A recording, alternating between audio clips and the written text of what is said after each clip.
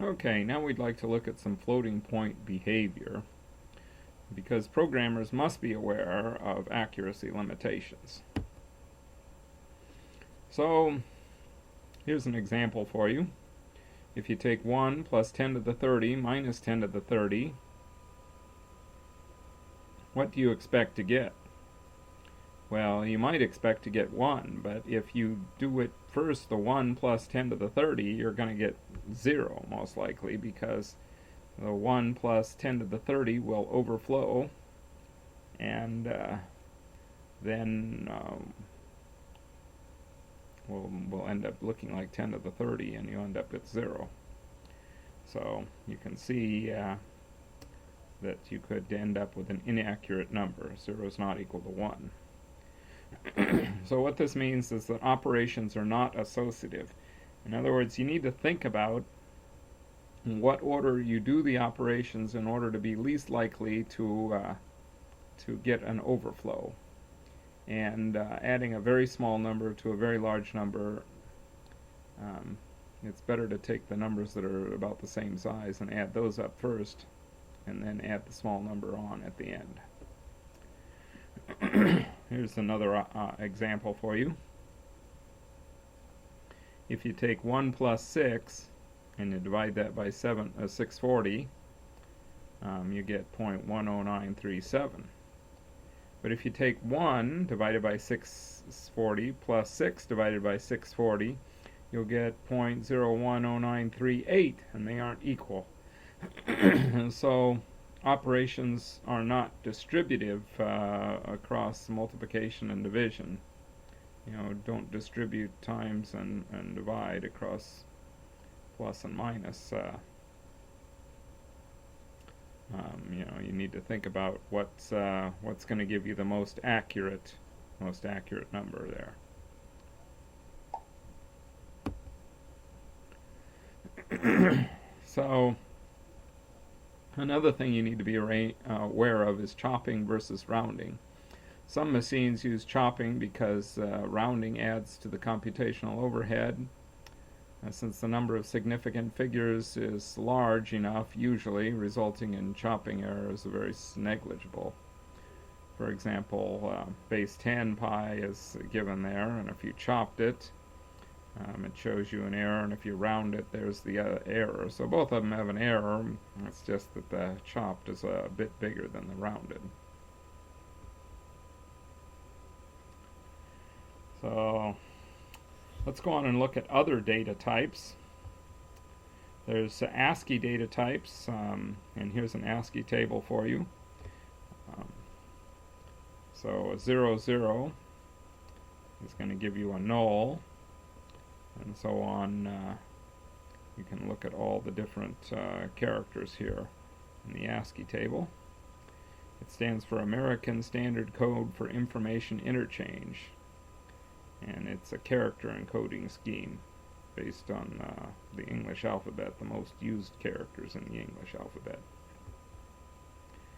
So it represents text in computers usually, and it requires 7 unsigned bits. So the other thing to notice is the first 32 codes are unprintable.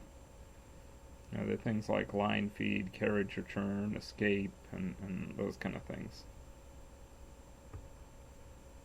It was developed from the teletype machines, so it's really quite old. Unicode is more recent. It's a computer standard for consistent encoding and representation and handling text, and it allows a lot more symbols. Latest version of Unicode has more than 110,000 characters, covering 100 scripts. So, a lot of Unicode possibilities. Then there's some other data types which you may or may not be familiar with. Some things recently in C. They even included UQ 8.8 in TI anyway, and it's basically fixed point kind of things. And Boolean was added to C in 1999. There's enums and complex and binary coded decimal and so on. So there's a lot of different possible ways of interpreting binary data. Here's some very useful chart for MSP430C variable data types. So if you're programming in C, this tells you what the variable, the data type is going to be, how it's encoded in data. So if you look at ASCII, it's going to be, or a character, it's going to be unsigned, or what should I say, signed character goes from minus 128 to 127. An unsigned character goes from 0 to 255. Those are both 8 bits.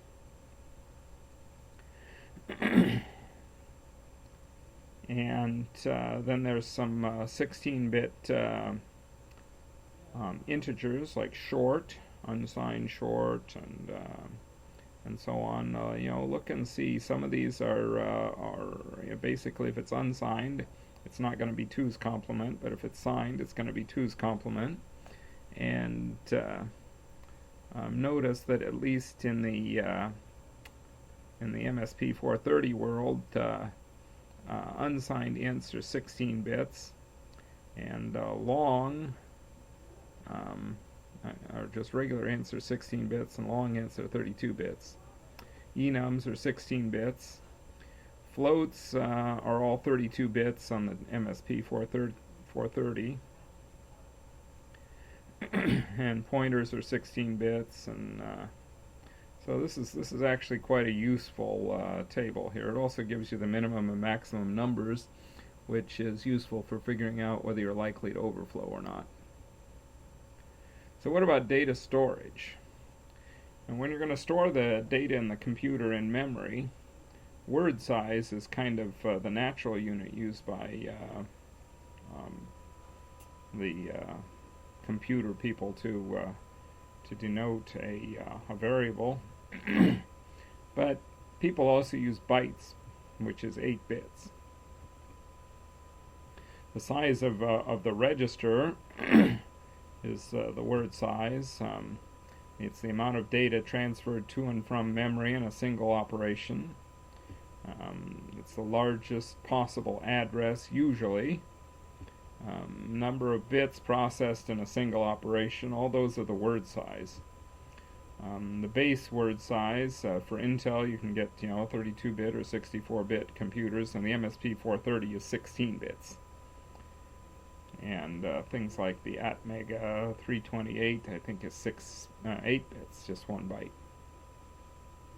I know the old 6502 was, what's used in the Apple II, was 8 bits.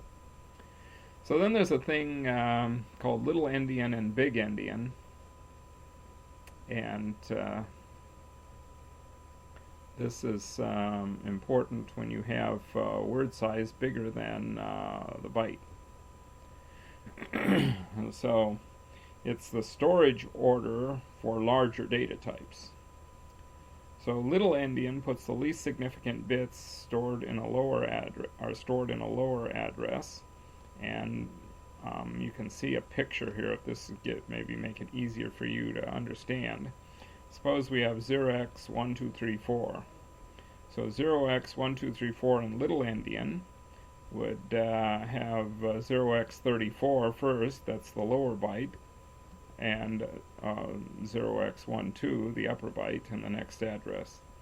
And then if you wanted 5, 6, 7, 8 in the next word, you'd store the 7, 8 in the next address and the 5, 6 in the next. Big Endian just swaps those. So Big Endian swaps. Okay, so the endianness of common processors, it's important to know what your processor you're using, what is the endianness. MSP430 is Little Endian, x86 is Little Endian, 6502 is Little Endian, Z80 is Little Endian. 68,000, 6800 are Big Endian, And some modern processors like ARM and PowerPCs, you can choose whether you want little or big. So what about data alignment and padding? Well, often, you want, if you have a 16-bit computer, you would like to put your data, it goes in sets of 2 bytes. So even number addresses would be where you would address words. So sometimes you might actually put in an extra byte that's not used just to get everything back on the even byte address. And that's called data alignment.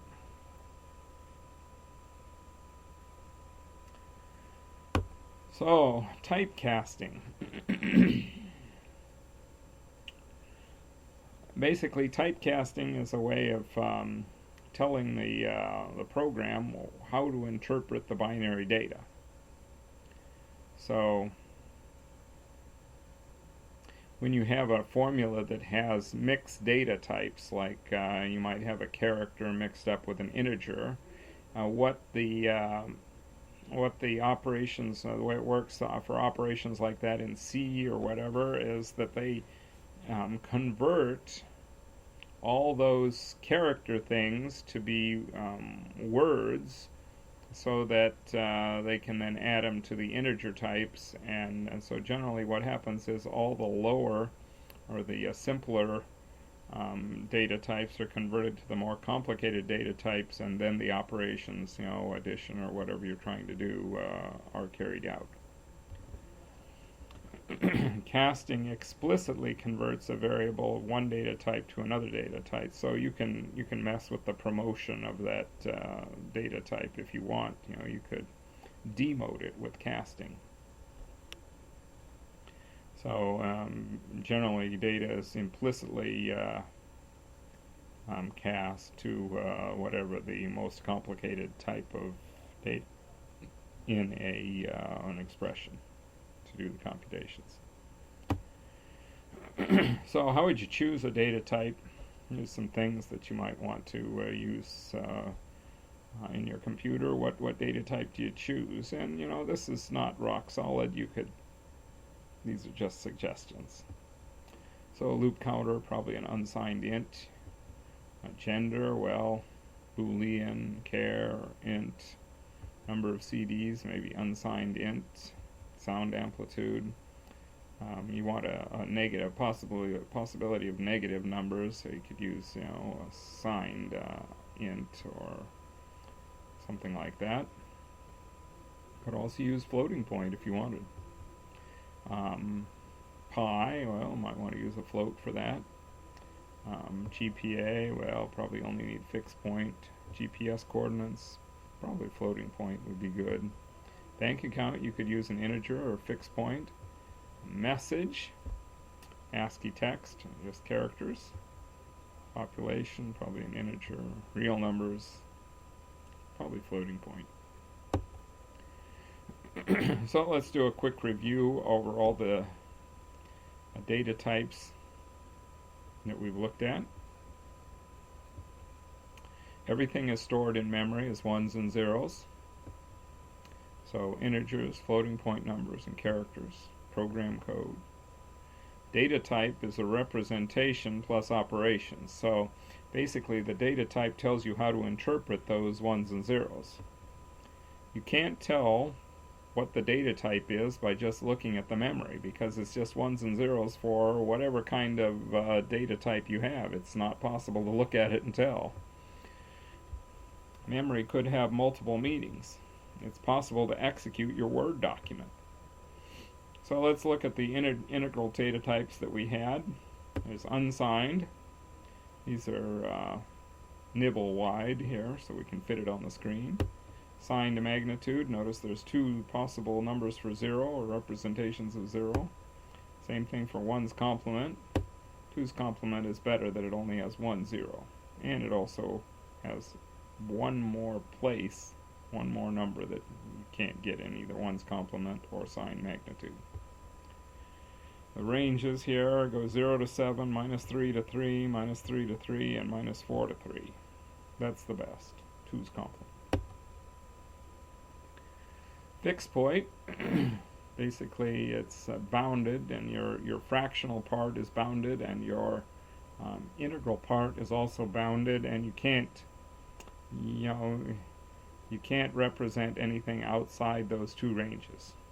Floating point actually allows the decimal point to move back and forth so that you can fit things in the very best possible way, and you have a much larger range of numbers. For example, minus 1.18 times 10 to the minus 38 to or maybe plus or minus 3.4 times 10 to the 38.